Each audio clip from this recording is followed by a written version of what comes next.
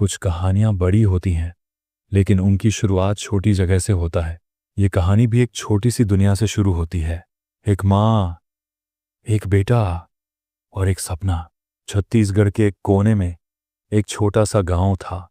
नाम था कुसुमपुर। न बड़े स्कूल थे, न कोई अस्पताल। सन्नाटा ज्यादा, सुकून और प्यार उससे भी ज्यादा।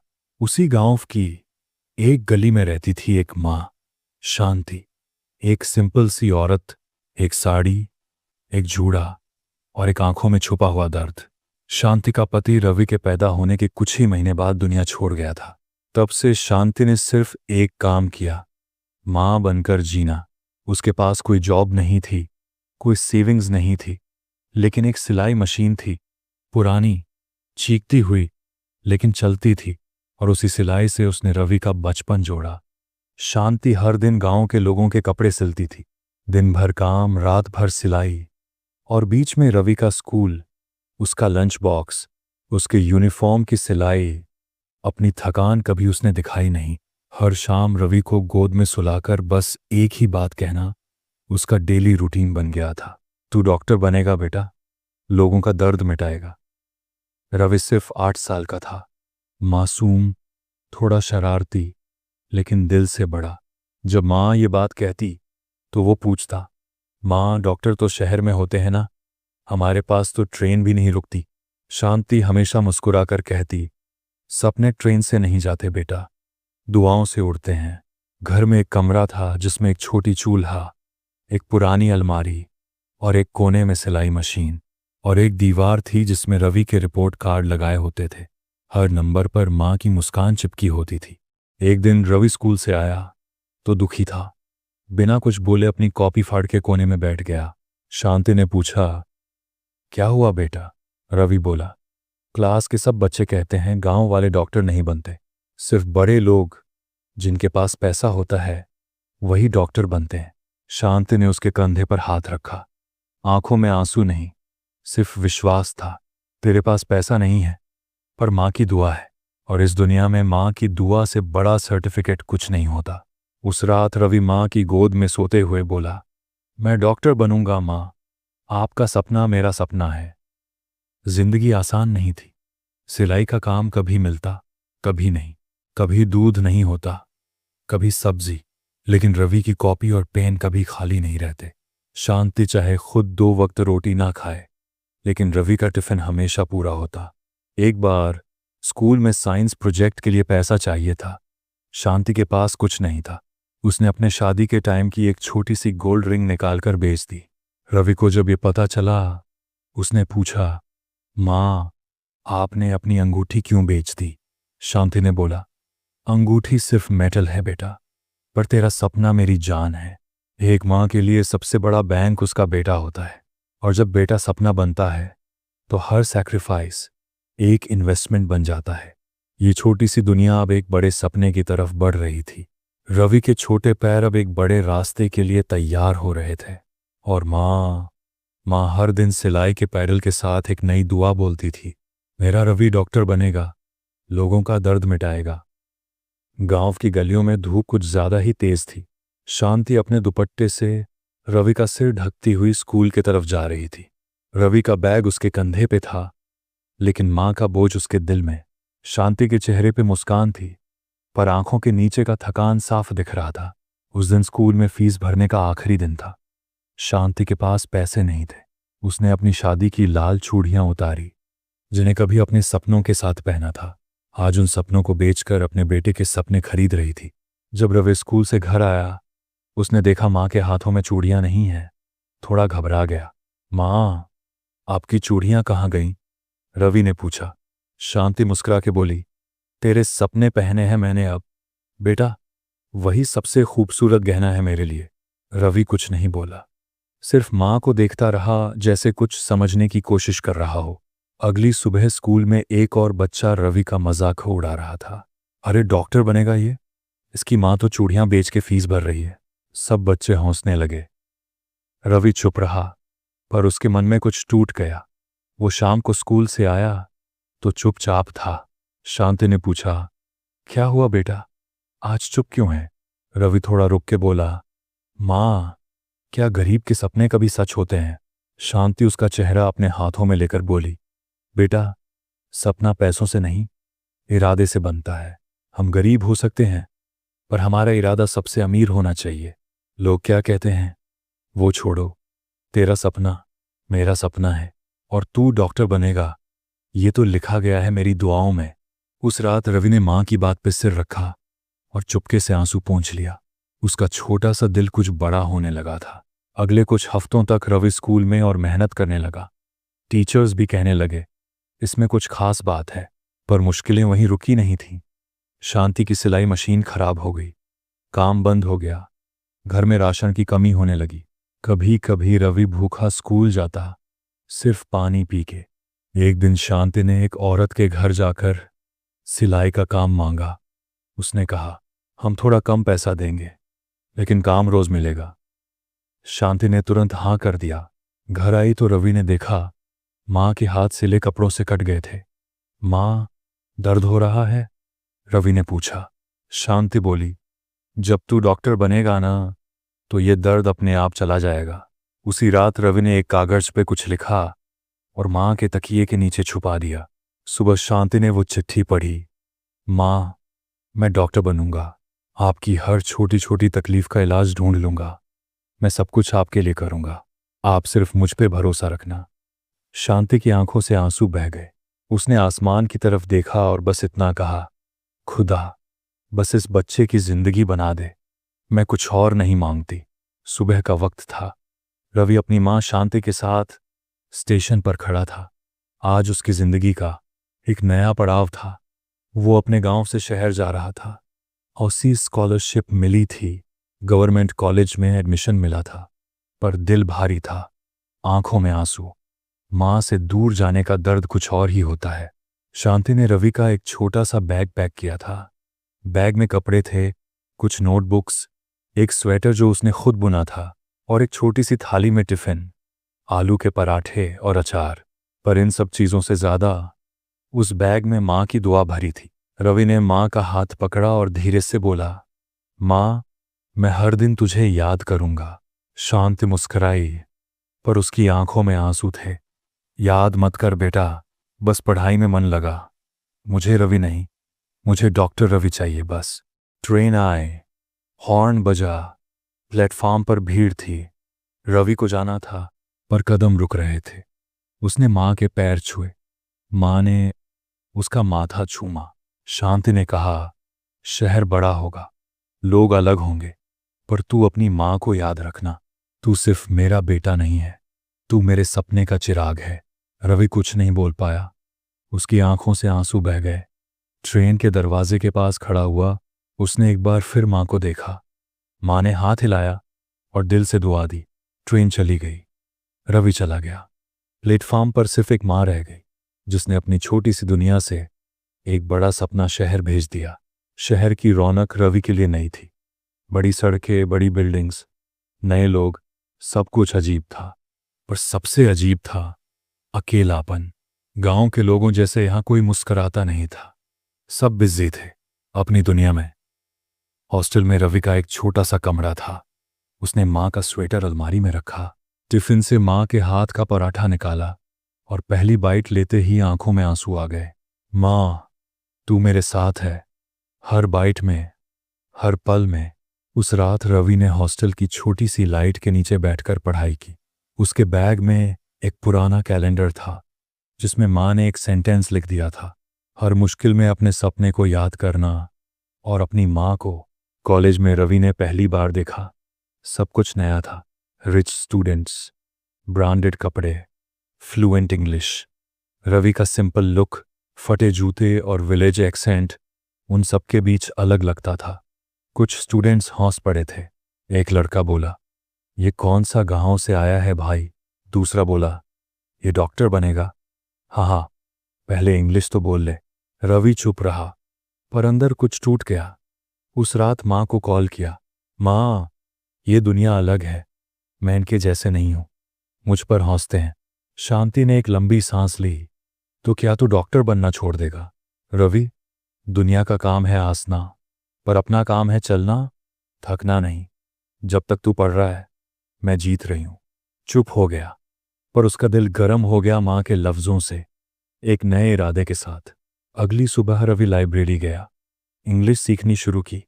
एक डायरी बनाई जिसमें उसने लिखना शुरू किया। नए वर्ड्स, नए फॉर्मूले, नए सपने। कॉलेज में रवि हर वक्त लाइब्रेरी में मिलता।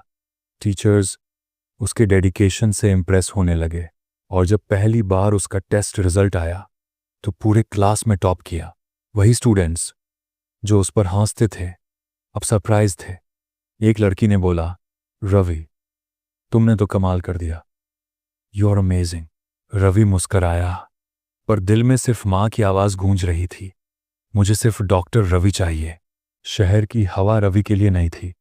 गांव के खुले आसमान के बाद शहर की टॉल बिल्डिंग्स और भीड़ भरी सड़कें उसे अजीब सी लगती थीं।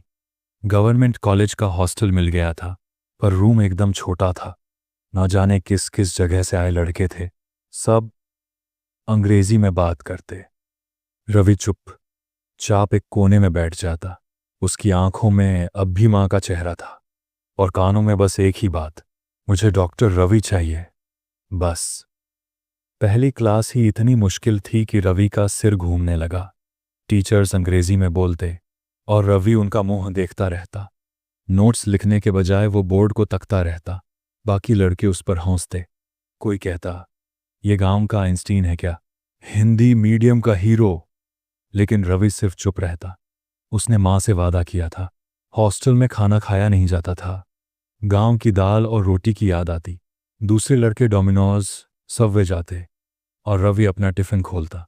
उस टिफिन में माँ के हाथों का बना अचार होता, जो अब खत्म हो चुका था। थोड़े दिन बाद पैसे भी खत्म होने लगे। माँ से मंगवाना मतलब उनकी मुश्किल और बढ़ाना। इसलिए रवि ने एक लाइब्रेरी में पार्ट टाइम काम शुरू किया। शाम 6 बजे के बाद वो बुक्स रजिस्टर करता, टेबल साफ करता, और कभी कभी जगह समेटता। उस एक एक रुपए में उसके सपने धड़क रहे थे। हर रात हॉस्टल की छोटी सी खिड़की के पास बैठकर रवि माँ का दिया हुआ पत्र पढ़ता। एक पुरानी डायरी के पन्ने में लिखे लफ्ज़ थे, बेटा हार मत मानना, तेरे सपने मेरा जीवन है। उस लेटर को पढ़ते ही रवि की आंखों से आंसू निकलते। वो डायरी को अपने से चिपका लेता जैसे माँ का आंचल हो। एक रात उसका रूममेट राहुल बोला, तू हर रात क्या पढ़ता है भाई, गर्लफ्रेंड का लेटर है क्या? रवि हल्का सा मुस्कुराया, पर जवाब नहीं दिया। उसका प्यार था, पर माँ के लिए। अगली सुबह रवि ने डिसाइड किया, अब बस, अंग्रेजी में कमज़ोर है तो सीखेगा। हर दिन एक नई वर्ड लिस्ट बनाता, डिक्शनरी में मीनिंग देखता, यूट्यूब पे लेक्चर्स सुनता। अपने पे भरोसा करना शुरू किया। कॉलेज के एक टीचर डॉ खान ने एक दिन उसे नोटिस किया। लाइब्रेरी में बुक्स अरेंज करते हुए रवि ने उनके सारे फाइल्स सिस्टमैटिकली रख दिए थे। डॉ खान ने पूछा, तुम यहाँ पार्ट टाइम काम करते हो? जी सर, हॉस्टल का खर्चा खुद उठाता हूँ। इम्प्रेसिव। उन्होंने सिर हिलाया। आप कौन से डिपार्टमेंट में हो? वही दिन था जब रवि को पहली बार किसी ने नाम से नहीं, काबिलियत से देखा। रवि ने अपना एक शेड्यूल बनाया। सुबह 6 बजे उठना, जॉगिंग करना, 8 बजे क्लास, दोपहर पाठ, टाइम जॉब, शाम को लाइब्रेरी स्टडी, और रात को माँ का लेटर पढ़ना। हर दिन मुश्किल था, पर उसके इरादे उससे भी ज़्यादा मजबूत। एक दिन हॉस्टल में सबको अपने होम टाउन के बारे में बोलना था। सब अंग्रेजी में बोल रहे थे। रवि की बारी आई तो सब हंसने लगे, पर रवि स्टेज पर आया और सिंपल अंग्रेजी में कहा, I am from a small village, my mother sells clothes by stitching, she dreams I become a doctor, I am not rich, I am not fluent, but I have a dream, a strong one. सब चुप हो गए। कोई ताली नहीं, कोई टिप्पणी नहीं, बस एक शांत रिस्पेक्ट। उस दिन के बाद रवि को कोई गांव वाला कहकर नहीं चढ़ाता। रात में माँ का दूसरा पत्र आया था, रवि, लोग जो बोलते हैं उससे कभी अपनी छोटी सोच मत बनाना, तू चांद तक जा सकता है, बस रास्ता छोड़ना मत। और रवि ने सच में रास्ता छोड़ना नहीं था। रवि अपने फाइनल एग्जाम की तैयारी में बिजी था। कॉलेज में सब उसके टैलेंट की तारीफ करते थे। टीचर्स कहते थे, ये लड़का गोल्ड मेडल लाएगा। पर एक दिन हॉस्टल में उसके फ़ोन पर एक कॉल आया। कॉल माँ के गांव के डॉक्टर से था। रवि बेटा, तेरी माँ की तबीयत बहुत खराब है, ICU में है। रवि का दिल कांप गया। उसने सब कुछ छोड़ दिया, बैग उठाया और तुरंत गांव के लिए निकल गया। ट्रेन में उसकी आंखों से आंसू रुक नहीं रहे थे। हर पल एक ही सवाल दिमाग में घूम रहा था, माँ को कुछ हो गया तो। जब रवि हॉस्पिटल पहुंचा, उसने माँ को ICU में देखा। ऑक्सीजन मास्क लगा था, बॉडी कमजोर थी, लेकिन आंखों में सिर्फ एक तसल्ली थी, मेरा बेटा आया है। डॉक्टर ने बोला, हार्ट फेलियर है, तुरंत ऑपरेशन करना होगा। पर ऑपरेशन के लिए 1-5 लाख चाहिए। रवि ने पूरी जेब देखी, कुछ नहीं था। हॉस्टल में जो भी कमाता था, बस खुद के लिए छोटी छोटी चीजें। अब क्या करे?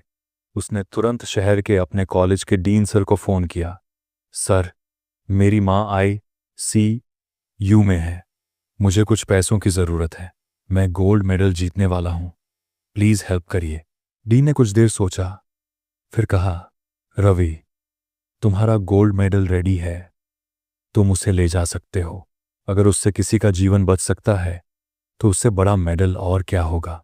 रवि ने गोल्ड मेडल उठाया और उसे सिटी के एक ज्वेलरी शॉप में गिरवी रख दिया। उससे पैसे मिले, थोड़ा कम थे, पर ऑपरेशन के लिए काफ़ी।